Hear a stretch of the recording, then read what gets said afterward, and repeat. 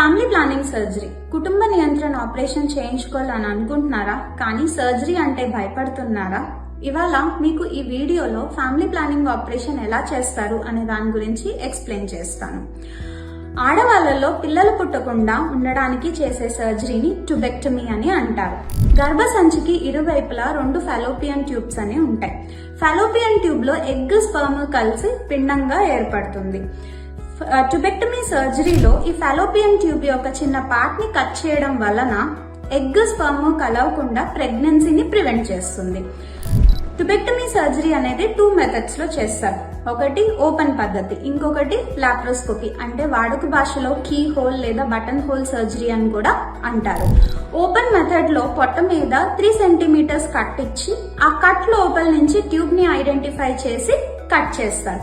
కానీ లాప్రోస్కోపీలో పొట్ట మీద చిన్న ఘాటలు, అది కూడా 1 సెంటీమీటర్ కంటే తక్కువ ఘాటలు ఇచ్చి అందులో నుంచి పరికరాల్ని పంపించి ట్యూబ్ కి ఒక చిన్న రింగ్ లాంటిది అప్లై చేయడం లేదా ఒక చిన్న పార్ట్ ని కట్ చేయడం అనేది చేస్తారు.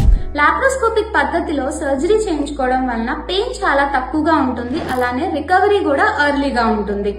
ఒక 2 to 3 days లో మీ రొటీన్ యాక్టివిటీస్ అన్ని రెజ్యూమ్ చేసుకోవచ్చు. కానీ ఓపెన్ పద్ధతిలో కుట్లు ఉండడం వలన పెయిన్ ఎక్కువగా ఉండి రికవరీకి కనీసం వారం 10 రోజులైనా పడుతుంది. సో లాప్రోస్కోపిక్ పద్ధతిని చూస్ చేసుకోవడం అనేది బెటర్ ఆప్షన్. Thank you.